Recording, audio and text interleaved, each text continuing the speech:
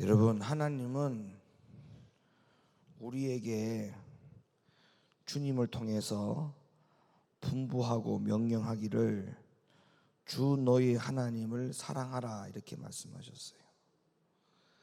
하나님이 우리에게 분부하시고 명령하신 것이니까 그 분부와 명령은 우리가 반드시 지켜서 행해야 될 줄로 믿습니다.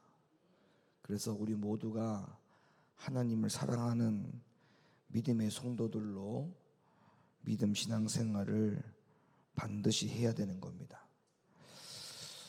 여러분, 우리가 하나님을 왜 사랑해야 되는가라고 하는 이 문제를 우리가 좀 생각을 해봐야 됩니다.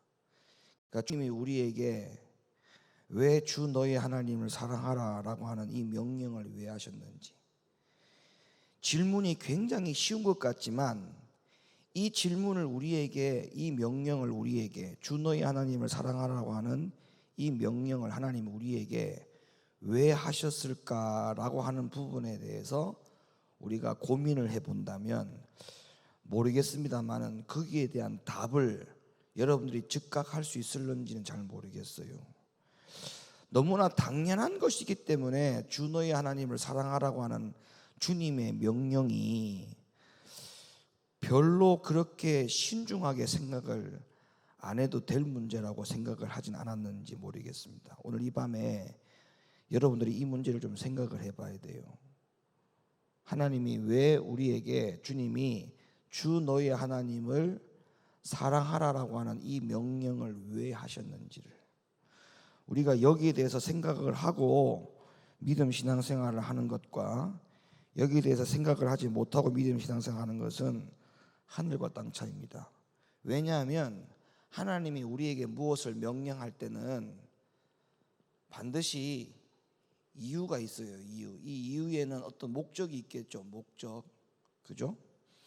그러니까 주님께서 우리에게 또 명령하실 때, 예를 들면 교회를 사랑하라 이렇게 얘기했잖아요.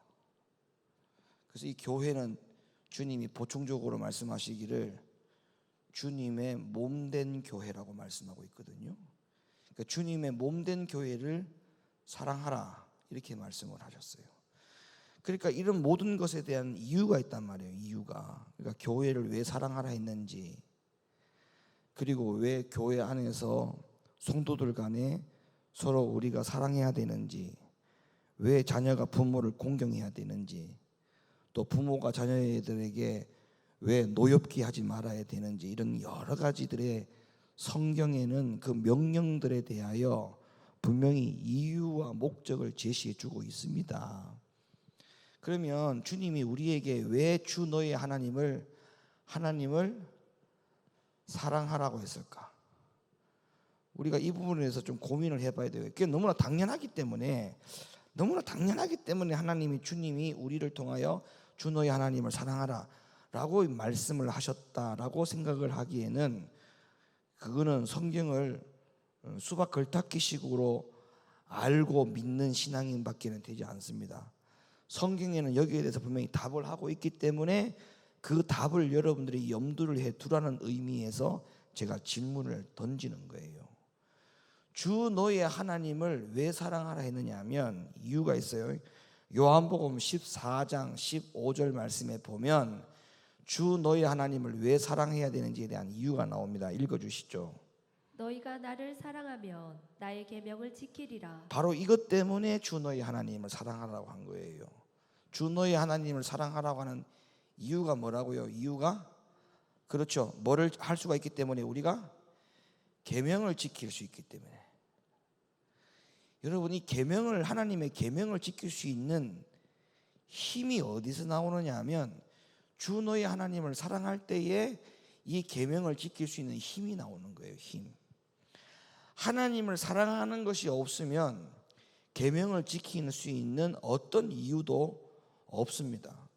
그러니까 왜 하나님의 말씀에 순종해야 되느냐? 하나님을 사랑하기 때문에 순종하는 거예요. 그 무엇보다도 순위를, 하나님 사랑하는 것에다가 1순위를 두면 하나님 계명 지키는 것이 1순위가 돼요. 하나님 사랑하는 것이 처음이 돼야지 하나님의 계명을 지키는 것도 처음이 돼요. 근데 하나님 사랑하는 것이 나중이 되면 하나님 계명 지키는 것도 나중에 해도 된다라고 생각을 하는 거예요. 하나님 사랑하는 것을 소홀히 하면 하나님 계명 지키는 것도 소홀해져요. 어때요? 모든 게 다 하나님 사랑하는 것과 계명 지키는 것이 연관이 되어 있어요, 안 되어 있어요? 연관이 되어 있어요. 이거는 거꾸로 생각을 해도 연관이 돼요. 하나님 계명 지키는 것을 처음으로 두는 자는 하나님 사랑하는 것을 제일 처음에 두는 사람이 돼요. 하나님 계명을 나중에 지킨다라고 생각하는 사람은 하나님 사랑하는 것이 나중이고 자기 자신을 사랑하는 것, 자기의 일이 처음이 되는 사람이 처음이 되는 사람. 이거는 거꾸로 생각을 하고 말을 해도 관계가 있는 거예요. 연관이 되는 거예요. 그러니까 하나님 계명 지키는 것을 소홀히 여기면 하나님 사랑하는 것도 소홀히 여기는 거예요. 이거는 이유를 불문하고 명명백백한 진리입니다. 그러니까 왜 성경에서 주님이 우리를 향하여서 주 너의 하나님을 사랑하라, 이것이 가장 크고 첫째가 되는 계명이다라고 하는 이유가 이게 너무나 중요하기 때문에, 하나님을 사랑하는 것이 가장 중요하기 때문에. 왜 중요하다고요? 하나님을 사랑하는 것이 다 어디에 연결되어 있다고요? 하나님의 계명을 지키는 믿음과 연결이 되어 있기 때문에 그 어떤 계명보다도 가장 크고 첫째 되는 계명이라고 말씀하고 있습니다.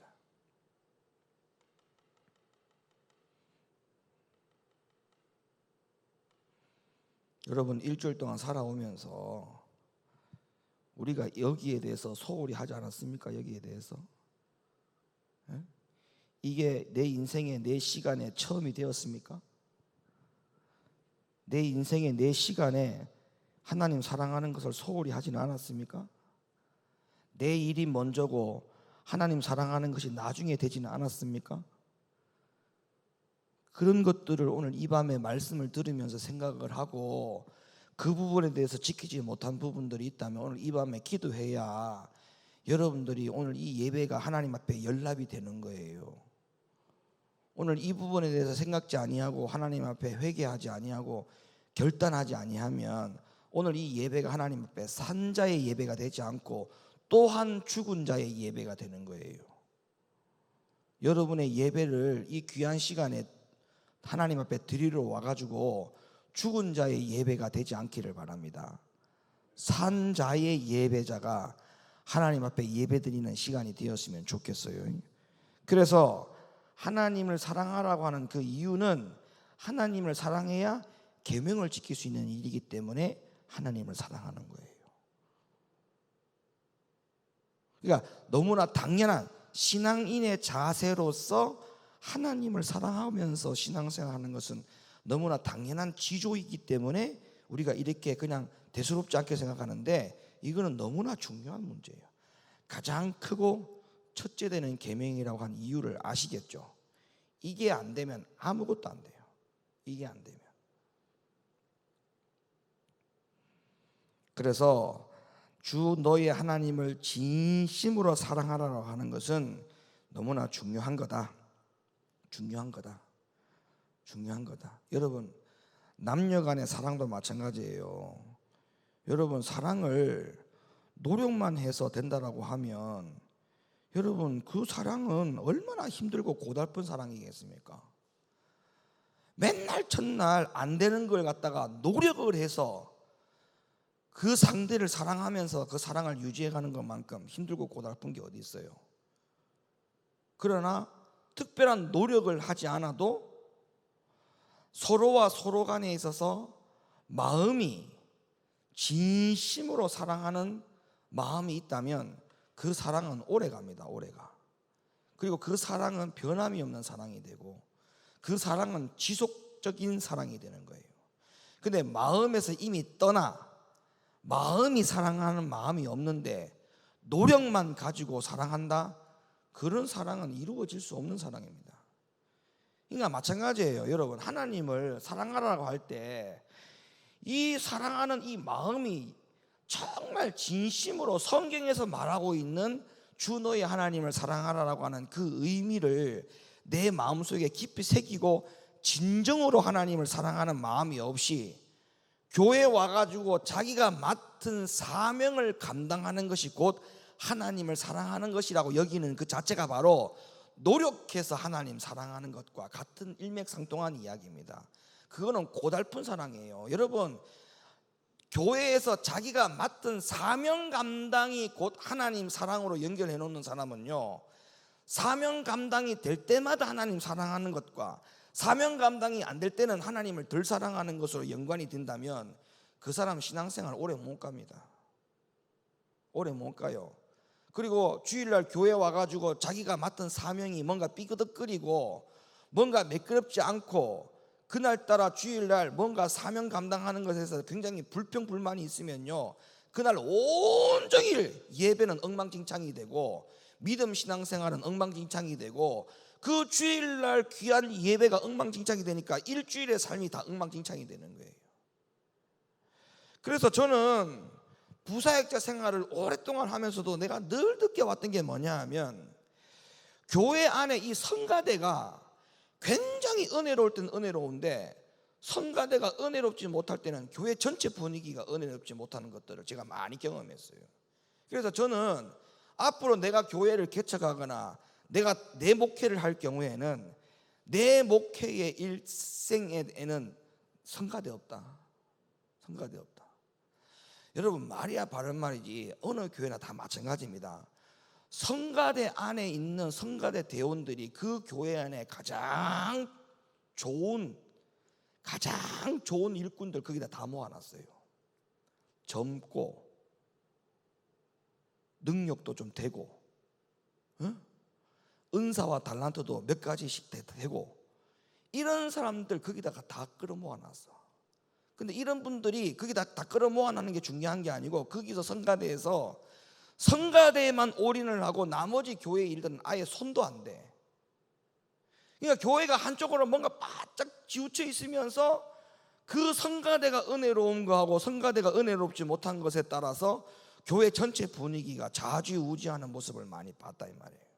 그거는 뭐냐 하면, 교회 사랑하는 것과 하나님 사랑하는 것을 자기가 맡아 놓은 그 성가대의 그 일임을 자기가 소화를 잘 시키면 오늘 내가 하나님 사랑한 것이고, 내가 오늘 소화를 못 시키면 하나님 덜 사랑하는 것으로 간주를 하기 때문에 그런 일이 벌어지는 거예요. 성가대뿐이겠습니까? 교사로서, 찬양대 리더자로서, 반주자로서, 안내위원으로서, 또 교회에 식당 봉사하는 사람으로서 여러 가지 일들 다 마찬가지예요. 그 일이 곧 하나님 사랑이라고 생각하는데 여러분, 큰 오산입니다. 성경에는 분명히 말씀하고 있어요. 확고하게 하나님 사랑은 계명 지키는 것과 연관시켜 놨다는 거예요. 사명 감당은 계명 지키는 것 안에 포함이 되어 있어요. 맡은 자의 구할 것은 충성이니라. 그게 계명이잖아요. 계명 안에 사명 감당이 다 책임감이 다 들어있는 거 아닙니까? 사명 감당하는 거하고. 그러면은 계명을 지키는 게 우선이지 사명 감당하는 게 우선이 아니에요. 이게 하나님 사랑이라고 생각하면 큰일 납니다. 예? 그러면 여러분, 사명 감당이 여러분 보세요. 자기 기분대로 하지 않습니까? 자기 기분 좋으면 감사함으로 사명 감당하고, 기분이 나쁘면 불평불만하면서 사명 감당하고. 그러면 사명 감당이 하나님 사랑이면은 불평불만 해가지고 막 입이 열대빨 나와가지고 그 사명 감당해도 그게 하나님 사랑하는 사람입니까? 절대 그렇지 않습니다, 여러분. 절대 그렇지 않습니다. 그러니까 아예 첫 단추를 잘 끼우라고 제가 늘상 이야기하잖아요. 하나님 사랑하라고 하는 명령을 왜 하셨느냐? 하나님 사랑하는 해야만이 이 힘을 가지고 뭐를 지킨다? 계명을 지킨다. 계명을 지킨다. 그래서 우리 높은교회 성도들, 오늘 이 말씀을 듣는 성도분들은 하나님 사랑이 첫째가 계명 지키는 것이 하나님 사랑으로 아예 딱 못을 박으셔야 돼요. 그거 하지 않고 다른 것을 통해서 하나님 사랑하는 것으로 표현하는 것은 다 잘못된 겁니다. 다 잘못된 거예요. 기본의 원칙에서 벗어난 거예요. 벗어난 거예요. 그래서 이 부분을 잘 명심하고 오늘 말씀을 들어보시기를 바랍니다. 그러면 하나님을 사랑하는 것에 대해서 우리가 숙제가 남았어요. 무슨 숙제가 남았느냐 하면, 자, 하나님 사랑하는 것을 아까 제가 얘기했잖아요. 어떤 노력을 해서 하나님 사랑하는 것은 안 된다. 어떤 노력을 해서, 여러분 노력을 해서 하나님 사랑하는 거 하면은 안 됩니다. 자, 아까 제가 처음에 말씀드렸잖아요. 하나님 사랑은 마음에서부터 딱 믿어져야 돼요. 하나님 사랑이 마음에서 만들어져야 돼요. 따라합시다. 하나님 사랑이 내 마음속에서 이미 작정되고 만들어져야 된다. 여러분, 다니엘이 느부갓네살 왕으로부터 지령을 받았어요. 그 어떤 너희가 믿는 신에게도 기도하지도 말고 예배드리지도 마라. 이 시간 이후로부터 예배드리거나 기도하는 자는 전부 다 처형한다고 했어요. 그런데 그러한 엄청난 어명이 내려졌음에도 불구하고 다니엘은 항상 하나님의 성전을 향하여 문을 열어놓고 시간을 정해놓고 뭐를 했어요? 뭐 했어요? 기도했죠. 그러니까 결국에는 어떻게 했습니까? 그 성경의 말씀 보니까 다니엘이 어떻게 했다고 했어요? 뜻을 정하여, 따라합시다. 뜻을 정하여. 여러분, 뜻을 정하는 게 바로 이 하나님 사랑하는 것이 마음에서부터 이미 만들어진 거나 다름이 없는 그러한 표현입니다. 내가 주님의 말씀대로 순종하기로 뜻을 정하여 세워져야 그 뜻이 정해지고 세워진 것이 내 마음속에서 이미 만들어졌다라고 하는 표현입니다. 그러니까 하나님 사랑은 노력이 아니고 내 마음에서부터 어떤 뜻이 딱 정해져서 마음이 만들어져야 돼요. 하나님 사랑하는 마음이 만들어져야 돼요. 따릅시다. 마음에서 만들어져야 된다. 여러분, 마음에서 만들어져야 돼요. 만들어져야 돼. 이게 굉장히 중요한 거예요. 에? 마음에서 이미 사랑하겠다. 내가 어떤 일이 있어도 어떤 상황이 벌어져도 내가 내 하나님을 정말로 가장 우선적으로 사랑하겠다. 이 사랑하는 마음이 마음에서부터 이미 작정되어지고 뜻이 세워지고 여기서 만들어져야 된다는 것입니다. 그러니까 이게 마음에서 일단 1차적으로 여기서 만들어져야 돼요. 그러면 이 작업을 하기 위해서는 우리가 하나님을 사랑의 어떤 대상자로 사랑을 해야 되느냐라고 하는 문제가 남아 있겠죠. 그냥 여러분, 하나님을 어떤 하나님으로 사랑할 겁니까? 라고 하는 문제를 제시한다면 여러분은 뭐라고 대답할 겁니까? 하나님은 하나님이시니까, 아니면 전지전능하신 하나님이니까, 온 우주 만물을 만드신 하나님이니까 그 하나님 사랑한다. 여러분, 그거는 종교적인 이야기예요. 종교적인 이야기. 기독교인이라면 누구나 다 말할 수 있는 종교적인 고백에 불과한 것입니다. 정말, 그럼 말을 바꾸어서 그 정도의 이론적인 생각을 가지고 하나님을 사랑하기로 마음이 딱 먹어집니까? 그러면 그 정도의 생각을 가지고 내가 어떤 일이 있어도 하나님을 사랑하기로 마음 먹어지고 뜻이 정해진다면은 이런 말할 것도 없죠. 이미 게임은 끝난 겁니다. 그 정도의 생각만 가지고도 내가 어떤 일이 있어도 하나님을 사랑하는 것을 제일 1순위로 두겠다라고 하는 마음이 만들어지고 여기서 뜻이 딱 세워지면 그걸로서는 다른 문제 삼을 게 없죠. 그러나 실제로 보면 우리가 일상생활 가운데에 세상 속에 들어가서 살면서 그 정도의 이론을 가지고 하나님을 우선적으로 사랑하는 믿음의 어떤 능력이나 행위가 나오느냐? 나오지 않습니다.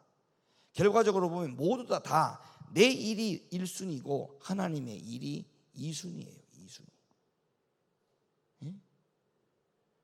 그래서 주님의 번호는 항상 2번이야. 2번에서 3번. 내 번호가 1번 아니면 2번이고 하나님의 번호는 항상 2번 아니면 3번. 내 다음의 번호야. 내 다음의 번호. 그러면 안 되는 거예요, 여러분, 목사라고 해서 목사의 어떤 신분과 직분이 어떤 하나님을 사랑하는 특별한 힘이 만들어지는 줄 압니까? 여러분, 큰 오산입니다. 큰 오산이에요. 그러면 다른 말로 목사 아닌 집사라고 하는 직분 때문에 하나님을 좀 덜 사랑해도 되는 직분입니까? 그럼 그 직분은? 그건 아니지 않습니까? 이거는 직분 때문에 하나님을 더 사랑하고 덜 사랑할 수 있는 힘이 만들어지고 안 만들어지고의 차이가 아니라니까요. 목사님보다 훨씬 더 어린 아이가, 나이도 훨씬 어린 사람이 목사님보다 하나님을 더 사랑하는 마음이 작정이 되고 뜻을 세워질 사람들도 있을 수 있어요. 있을 수 있다니까요. 여러분, 성경에 스데반이 목사였어요? 집사였어요? 잘 아시네요. 스데반이 집사였어요. 근데 그가 주를 위해서 돌에 맞아 순교하면서까지 마지막 죽는 순간까지도 얼굴이 천사의 모양을 띠고 주님 앞에 순교당했습니다. 복음 전하다가. 그러면 그 스데반 집사 평신도의 마음속에도 주님을 사랑하고 하나님을 사랑하는 마음이 1순위였다는 거 아닙니까? 증거가. 그 1순위였다는 증거가 뭐예요? 마음의 뜻이 정해졌고 마음에서 만들어졌다는 거예요. 딱 굳은 심지가 됐단 말입니다. 여러분, 우리가 죄를 짓는 것에 대해서는 굳은 심지가 딱 정해지면 이게 얼마나 딱딱하게 굳어지는지 몰라요. 아니, 그런 단단한 굳어지는 마음이 주님 사랑하는 마음으로 단단하고 굳어지는 것으로는 왜 바뀌지 않습니까? 죄악을 행하는 것에 대해서는 더 굳어지고 믿음 신앙생활과 영적인 신앙생활의 굳어짐에 대해서는 오히려 죄악을 위한 굳어짐보다 더 연약해지고 약해지고 있는 우리의 현실을 한번 보십시오. 여러분, 사람은요, 여러분이 부정한다고 해서 이게 부정이 되는 게 아니에요. 잘 봐봐요. 사람은 육, 혼, 영을 가지고 있는 그것이 사람이에요. 사람에게는 육이 있고 혼이 있고 영이 있어요. 그래서 이 육과 혼과 영이라고 하는 것에 대해서는 각각 갈증이 생깁니다. 갈증이. 인간의 인생에 있어서 육신의 갈증이 있죠. 육신의 갈증이 성경에서 뭐라고 말합니까? 의식주라고 합니다. 의식주. 그죠? 그러면 이 육신의 갈증의 의식주 문제를 해결하기 위해서 육신이 어떤 수단과 방법을, 해결 방법을 사용합니까? 바로 돈입니다. 돈.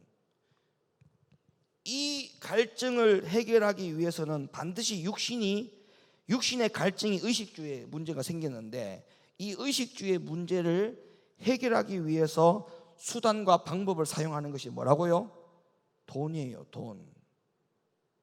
돈이라고요. 근데 여러분, 이 육신적인 의식주 문제를 해결하기 위해서 기도만 하는 사람 봤습니까? 그런 사람 없어요. 그렇게 움직여지지가 않습니다. 하나님이 사람을 만들 때에 그렇게 만들어지지 않았어요. 하나님 우리를 만들 때에 육신의 문제는 육신의 문제로, 문제 해결을 본능적으로 하도록 하나님이 인간을 만들어 놨고, 영적인 문제는 영적인 것이 문제 해결을 할 수 있도록 하나님 그렇게 질서대로 만들어 놨다는 거예요. 자, 혼적인 부분도 갈증이 있죠. 혼적인 부분도 갈증이 있어요. 자, 혼적인 부분에 대한 갈증이 뭐예요? 두려움, 또 외로움, 그 다음 또 어떤 게 있을까? 뭐 공허함, 불안함, 이런 것들이 다 혼적인 갈증 아닙니까? 그럼 이 혼적인 갈증들을 해결하기 위해서 뭐 합니까? 사람이 이런 부분들을 해결하기 위해서 뭐 합니까? 사람은 향락, 육적인 즐거움을 찾죠. 이걸 가지고 이거를 채우려고 하죠. 이 공허함을, 혼적인 이 갈증의 문제를 해결하려고 사람은 여기에 들어가요.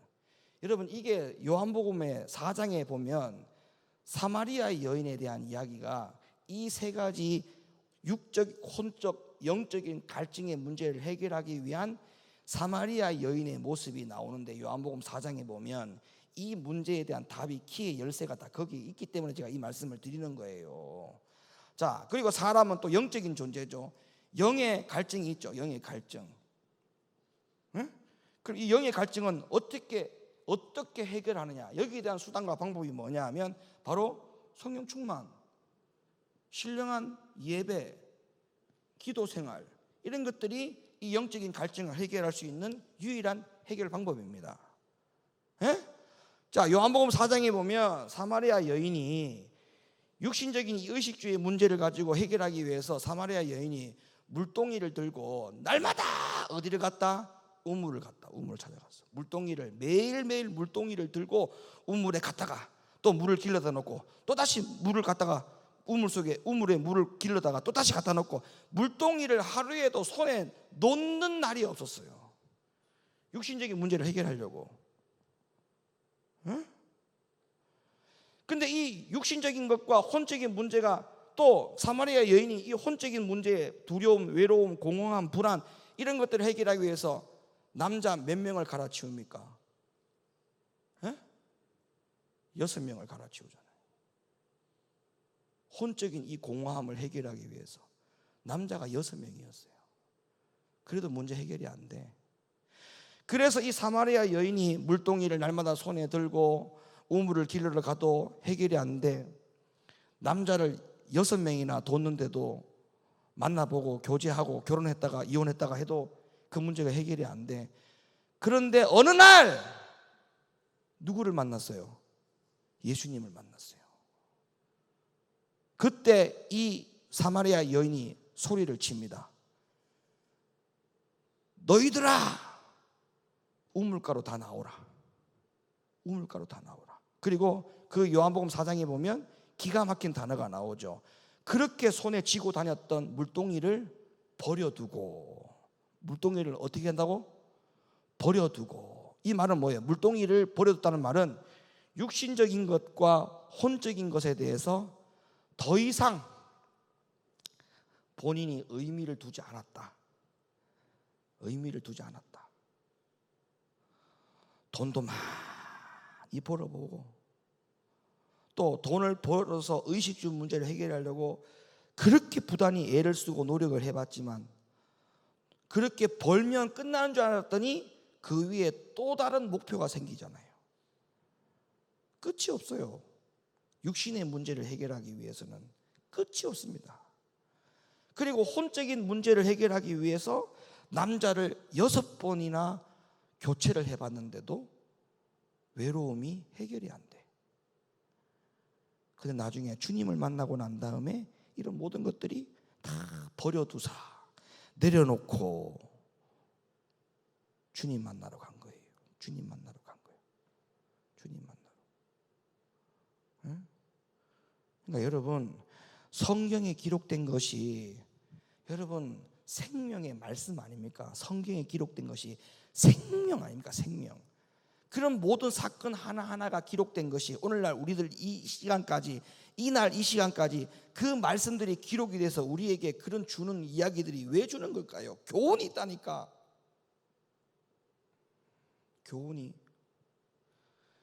그래서 우리가 이 하나님을 사랑하는 것이 모든 육적인 것과 혼적인 문제를 다 해결할 수 있는 마스터키가 되는 거예요. 마스터키가. 여러분, 12층에 대예배당 들어오려면 12층 대예배당에 문에 끼우는 열쇠가 있어요. 또 11층에 오면은 12층의 열쇠를 11층에 끼우면 돼, 안 돼? 안 돼. 11층에 맞는 열쇠가 있다니까. 그러면 여러분, 우리 교회에 문이 몇 개인 줄 압니까? 이 건물에 1층, 지하 1층부터 지상 12층 옥상까지 또 모든 또 방 안의 문들까지 열쇠가 다 있어요. 자물쇠가. 그 자물쇠를 끌어 모아놓으니까 열쇠 고리를 갖다가 우리 만들어 갖게 하는데, 여러분, 이런 큰 뭉치에 열쇠가 얼마나 많이 끼워져 있는가 합니까? 여러분, 그거 하나하나 문 열 때마다 이것도 찾아가지고 끼우고 찾아가 끼우고 문제 해결은 되죠. 얼마나 고달프고 힘듭니까?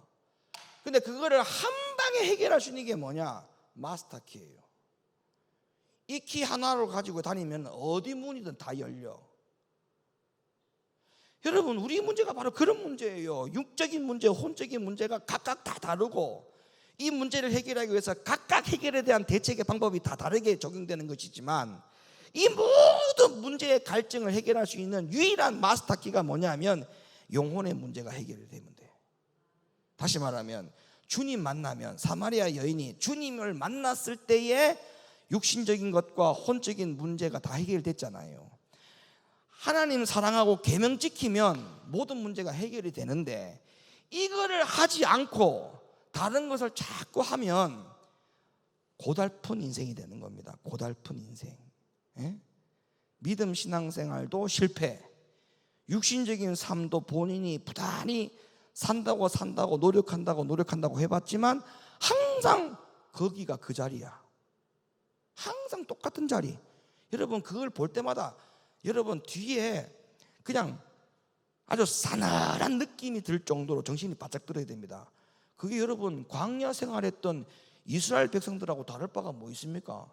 그들은 열심히 광야에서 산다고 살았는데 늘 그 자리에 있었어. 그 자리에 40년 3개월 동안 같은 자리에서 뱅뱅뱅뱅뱅뱅뱅 돌다가 결국에는 가나안 땅에 못 들어갔어요. 네? 여러분의 육신적인 삶이 신앙생활을 별개로 하고 육신적인 삶이 그렇게 큰 차이가 없이 늘 그 자리에서 뱅뱅뱅뱅뱅뱅 도는 것 같지 않습니까, 여러분? 에? 무슨 큰 변화가 있습니까? 우리 높은대교회 성도님들 10년 전이나 지금이나 뭐 빌딩 샀다는 사람 아직 한 명도 못 들어봤어.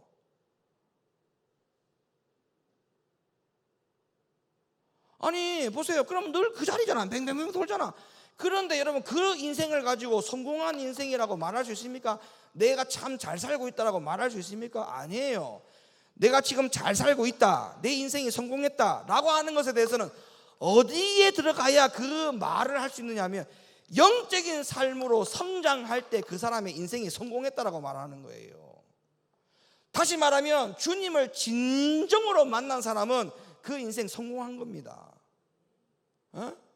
근데 영적인 생활이라도 성장하고 앞으로 전진하고 뭔가 한 걸음이라도 한 발짝 나아가는 믿음의 형태를 보여줘야 될 거 아닙니까? 육신적인 삶도 광야 생활 40년 3개월 동안 한 자리에서 뱅뱅뱅 돌았고, 영적인 삶도 한 자리에서 뱅뱅뱅뱅 돌고 성장도 없이 오랫동안, 이게 뭐 10년 전이나 지금이나 똑같아. 항상 걸리는데 걸려. 에? 항상 사람이 걸려서 넘어질 때 이 똑같은 문제에 항상 걸려 넘어져. 이거를 좀 제발 극복하고 건너뛰어야 되는데, 이게 10년 전에 여기 또 무너지고 지금도 여기에 또 걸려 무너지고, 그럼 앞으로도 여기 걸려 넘어지면 그럼 이 사람은 이 광야 생활 40년 3개월 동안에 아무것도 한 발짝도 못 나가고 광야 생활만 맴돌다가 인생 끝나는 인생하고 별 다를 바가 없지 않습니까? 그러니까 오늘 뭘 제가 얘기 드리려고 하냐면 주님 사랑하라는 거예요. 하나님 사랑하는 것을 우선순위를 두라는 겁니다. 자, 그러면 하나님을 사랑하는 것이 어디에서 만들어지고 뜻이 정해져야 된다고요? 마음에서부터 이미 하나님 사랑하는 것이 뜻이 정해지고 정해져야 된다고 했잖아요. 마음에서 이미 나는 하나님을 어떤 일이 있어도 사랑하겠다라고 하는 것이 마음에서 이미 딱 작심이 되어야 된다고 했지 않습니까? 목에 칼이 딱 들어와도 내가 주님 사랑하는 것에 대해서는 결코 양보 없다. 오늘 꼭 예배 가야 되겠나? 나 오늘 예배 가야 돼. 오늘 하루만 좀 나랑 놀아주면 안 되나? 안 돼. 나 예배 가야 돼.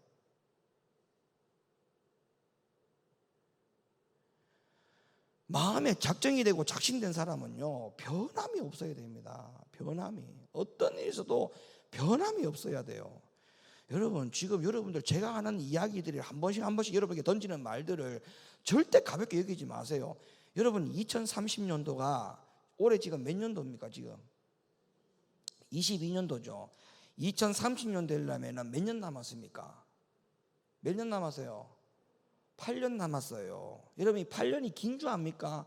8년 얼마 안 돼요. 2030년 되면요, 북극에 얼음이 싹 다 녹아요. 지금 얼음이 녹고 있다고 지금 난리지 않습니까? 지금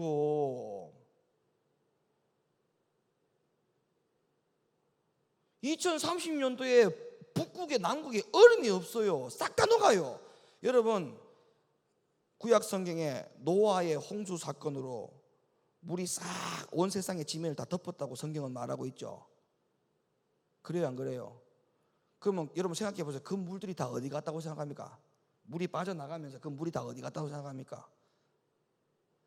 그 노아 홍수 심판 때에 그 물들이 다 얼음으로 간 거예요. 얼음으로. 에? 그러면 얼음이 녹으면 다시 수면 위가 물이 올라오겠죠. 그래서 2030년도 되면은 바닷가에 모래사장이, 그러니까 우리가 쉽게 말하면 바다 가면은 해수욕장이 있죠. 해수욕장. 모래사장으로 되어 있는 해수욕장. 해수욕장이, 전 세계 해수욕장이 싹 사라져요. 싹 사라진다고. 해수욕장이 없어져요. 그리고 그 해수욕장 지면으로부터 낮은 섬들은 물에 다 잠깁니다. 2030년도라고 지금 과학자들이 매일매일 지금 이야기하고 있어요. 예? 그리고 지금 여러분도 지금 피부로 느낄 거예요. 지금 온도가 장난이 아닙니다. 지금 온도가 50도입니다. 50도, 51도. 예? 여러분 지금 달수가 지금 5월달이에요. 5월달. 그러면 6월달, 7월달 되면 온도가 어떻게 되겠습니까? 더 내려갑니까? 더 올라가지요. 어? 인도 뉴델리에서 최고 온도 찍은 날씨가 65도입니다. 65도. 뉴스 나왔잖아요. 120년 만에 처음이랍니다. 120년 만에 65도. 지금 다른 나라들도 다 지금 50도를 왔다 갔다 하고 있대요. 지금 대한민국 날씨도 마찬가지예요. 그러면 생각해 보세요. 온도가 막 올라간다. 기하급수로 막 올라간다. 그러면 사람들이 에어컨을 더 세게 틀어요? 더 안 틀어요? 선풍기고 에어컨이고 막 돌리겠죠. 그러면 뭐 어떤 문제가 생겨요? 전력 수급에 문제가 생기겠죠. 에?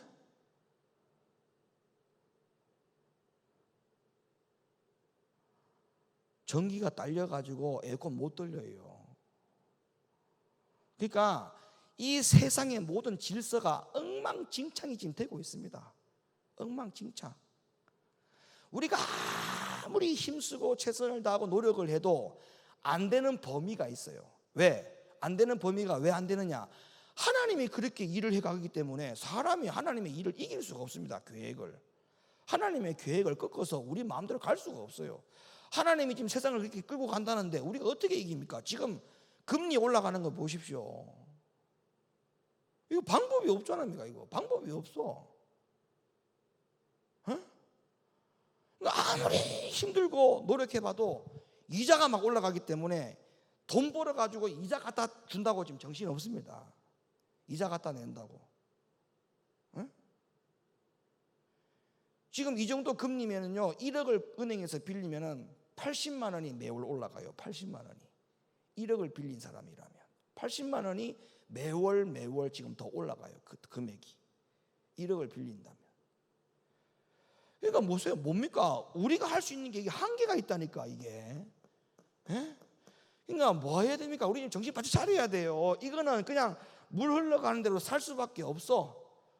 에? 우리가 해야 될 일은 뭐냐 하면 하나님 사랑하고 계명 지켜서 우리 영혼은 천국 가는 것밖에 없어요. 남아있는 숙제가. 천국 안 가면 어찌할 건데요? 천국 안 가면 방법이 있습니까? 없어요. 그러니까 천국에 좀 소망을 가지고 사는 사람이라면 하나님 사랑하는 것과 계명 지키는 것을 절대 소홀히 할 수 없습니다. 그리고 순위도 1순위에서 절대 양보가 될 수가 없어요. 정말 하나님을 최고로 사랑하는 그런 믿음 신앙생활을 영위해 갈 수 있기를 예수님의 이름으로 간절히 축원합니다. 자, 그러면 하나님을 마음속으로 사랑하기 위해서는 우리가 하나님을 어떤 하나님으로 알고 마음속에 확신을 짓게 되느냐 하면, 답시다. 하나님은 내 아버지다. 하나님은 뭐라고요? 하나님은 내 아버지다. 여러분, 하나님이 내 아버지라는 말을 여러분들은 믿음 신앙생활 가운데, 교회 신앙생활 가운데 그런 단어 많이 쓰죠. 기도할 때도 아버지 그렇게 기도하잖아요. 그거 누구 부르는 거예요? 하나님 부르는 거 맞죠? 여러분, 육신의 아버지 부르는 거 아니죠? 혹시 돌아가신 조상 부르는 거 아니죠? 기도할 때마다. 그렇죠. 그 아버지 이름을 부를 때마다 분명히 하나님을 부르는 게 맞을 겁니다. 근데 여러분, 하나님을 왜 아버지라 부릅니까? 한번 물어봅시다. 하나님을 왜 아버지로 불러요? 이동규 성도님 하나님 보고 아버지라 부르죠. 기도할 때. 왜 아버지라 불러요? 왜? 인솔아, 왜 하나님을 아버지라고 부르지? 우리가 왜 기도할 때 아니면 왜 하나님을 아버지라고 고백해야 되느냐 하면 이유가 있어요. 여러분, 이 아버지라고 하는 존재는 뭐냐 하면 내가 있다라고 하는 그 존재에 대한 증거가 뭐냐 하면 아버지 때문에 내가 있다라고 하는 증거가 되는 거예요. 여러분, 이 세상에 아버지가 없이 태어나는 자식들이 있습니까? 없어요. 아버지라고 하는 존재는 뭐냐 하면 아버지가 없이는 내가 존재할 수가 없잖아요. 아버지가 계심으로 말미암아 가지고 내가 존재하잖아요. 그러니까 우리가 아버지라고 부르는 이유는 이 존재감 때문에 부르는 거예요. 존재감. 이 말을 풀어서 말하면 아버지 때문에 내가 있는 겁니다. 아버지 때문에 내가 존재하는 겁니다. 그 말을 줄여서 그런 의미를 다 빼고 다 예외하고 그냥 아버지라고 부르는 이유가 그 이유 때문에 부르는 거예요. 아버지라고 부르는 거는 아버지 때문에 내가 존재한다라고 하는 것을 고백하는 거예요. 아버지가 없이는 나도 없고 아버지가 계심으로 말미암아 내가 있는 것입니다. 아버지가 계심으로 내가 있고 아버지가 존재함으로 내가 존재하는 그런 관계입니다. 하나님, 그러니 나는 아버지 없이는 살 수 없습니다. 이해가 되세요? 아버지라고 부르는 이유가 뭐라고요? 존재감 때문에 그래요. 존재감 때문에. 여러분들이 아버지 없이 어떻게 태어났습니까? 인경이 아버지 없이 태어날 수 있어? 없어. 여러분, 그러니까 아버지가 없이는 절대 내가 이 세상에서 태어날 수도 없고 존재가 없는 거예요. 그러니까 하나님에 대해서 마음속으로 하나님을 사랑하는 것에 대해서 마음에서 이미 뜻이 세워지고 작정돼야 되고 만들어야 된다고 그랬잖아요. 하나님을 왜 사랑해야 되느냐, 하나님을 어떻게 사랑할 수 있느냐라고 할 때 하나님이 없이는 내가 아들로서 내가 존재할 수 없는 그런 사실적인 관계에 대하여 마음속에 작심을 하라는 거예요.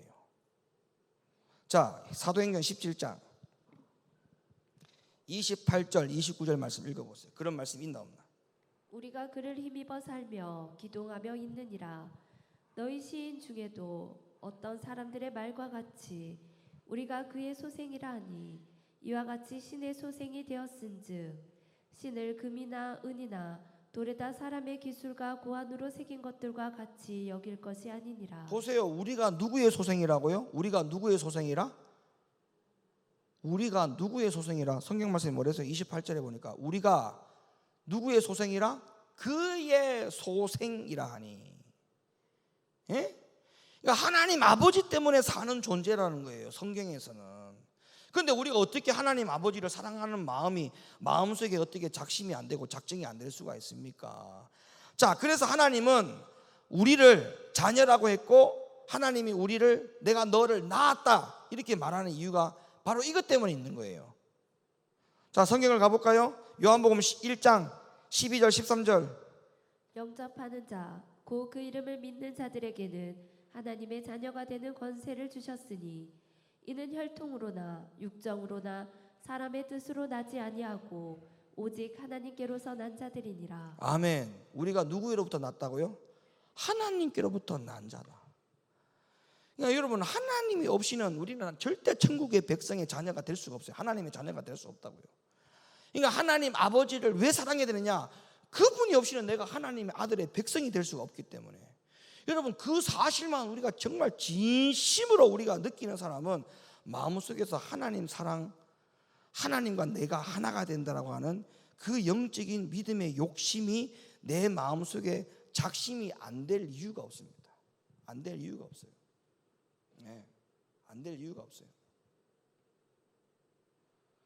그러니까 아무리 여러분 육신적인 부모도 아무리 육신적인 부모가 부모 노릇 제대로 안 하고 자식에게 뭐 하나 도와준 게 없다 하더라도 부모는 부모입니다. 에? 왜냐? 그분이 없었으면 우리는 이 세상에 태어날 수 없었어요. 존재감으로 이야기하는 거예요. 존재감으로. 그분이 없이는 이 땅에서 우리가 자식으로서, 누구의 자식으로서, 누구의 사람으로 살아갈 수 없는 존재이기 때문에. 예? 여러분이 하나님의 자녀라고 고백한다면 여러분을 하나님의 자녀로 만들어진 이유가 뭐냐? 누구 때문에 그러느냐? 하나님 아버지 때문에 그런 결과를 가져온 거예요. 그걸 절대 잊지 마시기를 예수님 이름으로 간절히 축원합니다. 아멘. 그리고 두 번째로, 하나님 우리가 마음속에 사랑하는 마음이 작심되어야 되는 것이 있냐면, 하나님이 우리의 아버지고 또 하나님이 우리의 구주이시기 때문에. 뭐라고요? 구주이기 때문에. 구주. 여러분, 예수님을 우리의 구주로 믿고 영접하는 것에 대해서는 아주 귀에 딱지가 않도록 여러분이 많이 들어왔던 이야기입니다. 그러나 그게 중요한 게 아니에요. 그게 여기서 중요한 게 뭐냐면은, 내가 주님과 어떤 관계였을 때에 주님이 나의 구주였느냐, 이게 중요한 거예요. 자, 성경을 가봅니다. 로마서 5장 6절로부터 10절까지 말씀을 읽어주세요. 우리가 아직 연약할 때에 기약대로 그리스도께서 경건치 않은 자를 위하여 죽으셨도다. 의인을 위하여 죽는 자가 쉽지 않고 선인을 위하여 용감히 죽는 자가 혹 있거니와, 우리가 아직 죄인 되었을 때에 그리스도께서 우리를 위하여 죽으심으로 하나님께서 우리에게 대한 자기의 사랑을 확증하셨느니라. 그러면 이제 우리가 그 피를 인하여 의롭다 하심을 얻었은즉 더욱 그로 말미암아 진노하심에서 구원을 얻을 것이니, 곧 우리가 원수 되었을 때에 그 아들의 죽으심으로 말미암아 하나님으로 더불어 화목되었은즉 화목된 자로서는 더욱 그의 살으심으로 인하여 구원을 얻을 것이니라. 아멘. 그러니까 보세요. 여기서 제일 중요한 게 뭐냐 하면, 예수님이 우리를 위해서 십자가에 죽으셨고 우리에게 그로 말미암아 가지고, 그 사건으로 말미암아 가지고 우리에게 구원의 길을 열어 주었다. 그러니까 주님이 우리의 구주다. 여기에 대해서는 다 알고 있는 사실이에요. 그것 때문에 여러분, 그 사실만 가지고는 하나님을, 내 마음속에 하나님을 가장 사랑해야 된다고 하는 마음의 작심이 들지 않습니다. 여기에서 어떤 포인트를 놓치지 말아야 되느냐 하면, 이 구주라고 하는 단어 속에서 주님이 나와의 관계 속에 있을 때, 내가 어떤 관계에 있을 때에 주님이 나의 구주의 역할을 하셨느냐, 그게 더 중요한 거예요.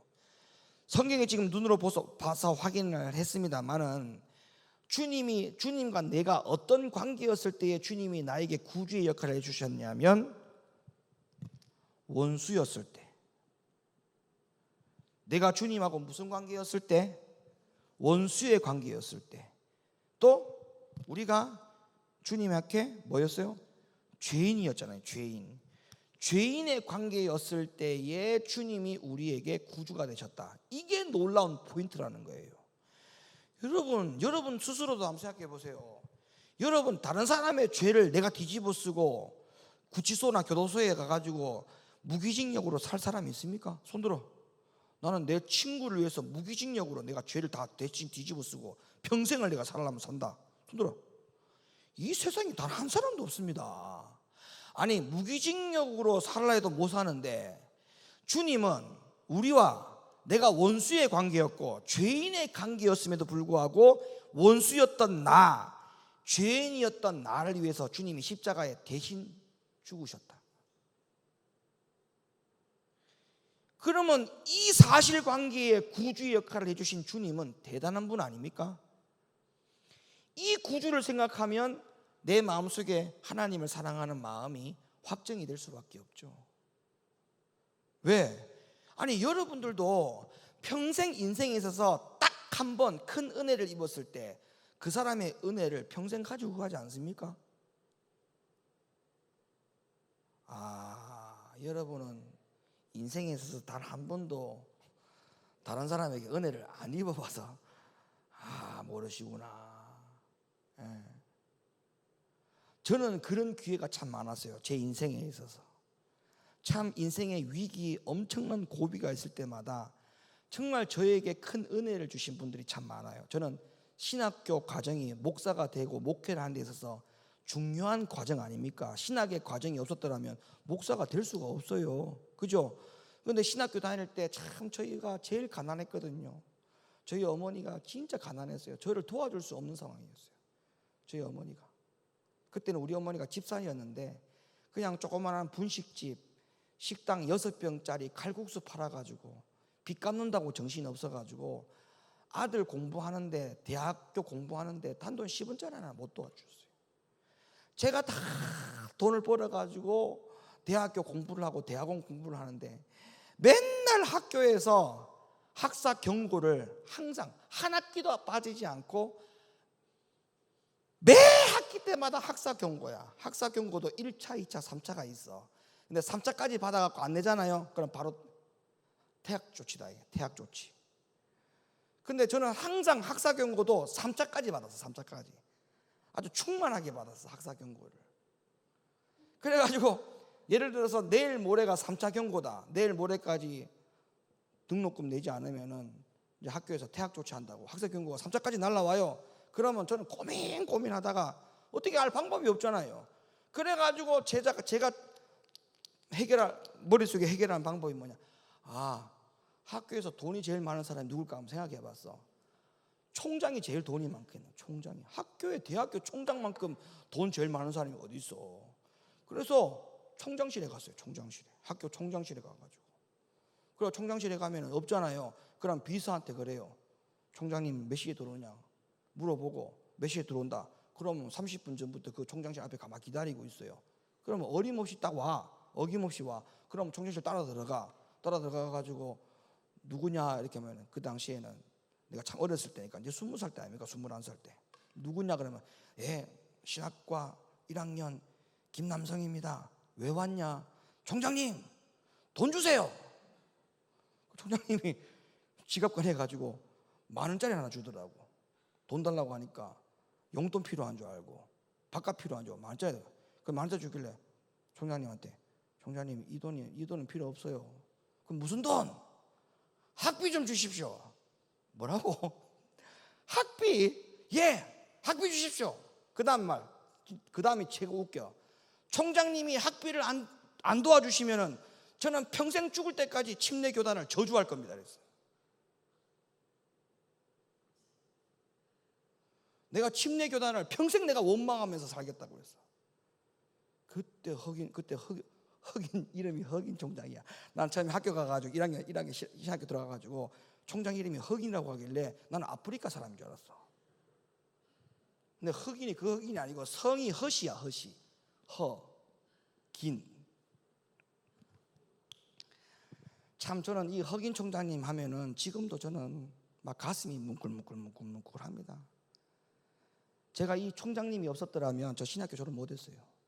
이분 없었으면. 진짜입니다. 그래서 제가 박사 학위 받을 때 흑인 총장 오셨죠. 흑인 총장 와가지고 하는 말 보십시오. 이 꼴통이었다 하지 않습니까? 당신 교회 목사님 꼴통이었다. 이런 사람 없었다. 이런 사람. 제가 4학기를 돈 받아갖고 학교 다녔어요. 흑인 총장한테 돈 내놔라 해가지고. 돈 안 주면 집에까지 찾아갔어요. 아파트 집에까지. 찾아가가지고 문 두들기고 문 안 열어주면 아침까지 기다렸다가 총장님 만나가지고 그렇게 끈질기게. 그래가지고 알바를 너무 많이 해가지고 공부를 제대로 안 했어요. 신학과 4년 동안에. 그래가지고 알바를 너무 하다 보니까 학교 시험도 제대로 안 쳤어. 그래가지고 어떻게 했냐? 그럼 점수가 맨날 C, D 이래 나오잖아요. 그 뻔하뻔짜잖아. 그래가지고 내가 생각을 한 거야. 야, 내가 이런 점수를 가지고 나중에 내가 목회를 하면서 성도들에게 이 성적표를 보여주면서 청년들이나 학생들에게 공부 열심히 하라고 하는 말을 내가 어떻게 할 수 있을까? 그런 생각 딱 드는 거야. 그래가지고 여러분 시험 치고 난 다음에 학교에서 무슨 기간을 줘? 성적 수정할 수 있는 기간이 일주일 동안 주죠. 그때가 나의 절호의 기회야. 그러면 이제 교수들을 괴롭히는 거야. 가가지고 내가 이렇게 살면서 신학교를 다니려고 하는데 교수님이 나에게 점수를 많이 안 주더라도 하나님은 나에게 점수 많이 줄 거 아니냐. 하나님의 생각으로 점수를 바꿔달라.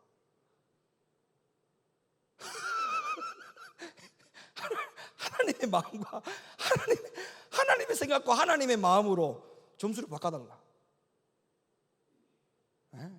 쫓아다니면서. 그래서 B가 다 A로 바뀌고 C가 A 마이너로 바뀌고, 그래서 지금도 성적표를 딱 떼잖아요. B가 없어요. 제 성적에 B가 없어요. 지금도 침신대 들어가 가지고 그거 뗄 수 있거든요. 성적표 떼거든요. 떼면은 B가 없어. 다 A야. 에? 제가 그랬어요. 제가 그랬다. 그러니까 여러분, 내가 원수였을 때 은혜를 입으면 그 사람을 평생 잊지 않고 살듯이, 여러분 마음속에 이 구주가 어떤 관계였을 때 구주였는가를 생각해 보면 이거 대단한 은혜를 입은 거 아닙니까? 우리가 죄인이었을 때에, 원수였을 때에 주님이 우리를 위해서 십자가를 지신 거예요. 그러면 그 주님에서 내가 평생 빚을 진 자인데, 사람의 관계 속에서도 요만한 은혜를 빚지고 살아도 항상 그 은혜를 잊지 않는데, 여러분 하물며 주님으로부터 원수가 죄인인 관계 속에서 그런 걸 받았다면 마음속에 어떻게 주님 사랑과 주님을 위해서 내가 모든 걸 드리겠다라고 하는 작심이 마음속에 어떻게 안 만들어질 수가 있겠습니까, 여러분? 그러면 이 마음이 없다는 것은 이게 다 고장났다는 거예요. 고장났다는 거야. 주님의 은혜를 모르고 산다는 거야. 이게 전부 다 고장났다는 증거입니다. 고장났다는 증거. 에? 고장났다는 증거예요. 이게 다 고장났다는 증거야. 아버지라고 하는 존재감도 없고, 원수와 죄인이었을 때 주님이 나의 구주였다는 이 사실 관계도 부정하는 거고, 마음속에 아무것도 없는 거야. 오직 자기밖에 없는 거야. 자기. 돈. 머리도 돈, 마음도 돈. 전부 다 돈이야. 돈으로 막 칠갑해. 돈으로. 그러면 안 되는 거예요. 절대 그러면 안 돼. 응? 로마서 8장 34절. 누가 정죄하리요? 죽으실 뿐 아니라 다시 살아나신 이는 그리스도 예수시니 그는 하나님 우편에 계신 자요 우리를 위하여 간구하시는 자시니라. 아멘.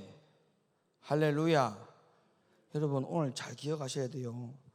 하나님을 마음속에 사랑하는 것이 정해져야 된다.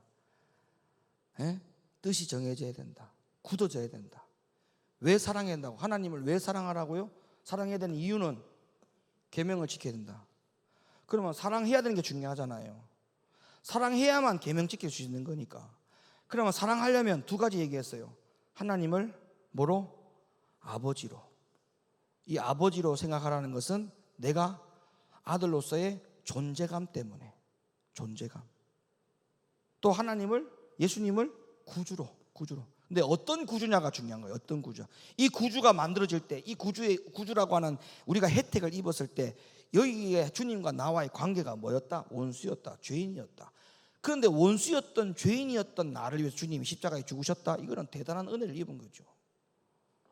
이 대단한 은혜를 입었음에도 불구하고 내 마음속에 하나님을 위해서 사랑하는 것과 하나님을 위해서 목숨을 거는 것과 하나님을 위해서 그 어떤 것을 사랑하는 것에 대해서 1순위를 두지 못하고 살아가는 것은, 이건 모든 이 부분들 다 송두리째 부정하는 것과 같은 것입니다.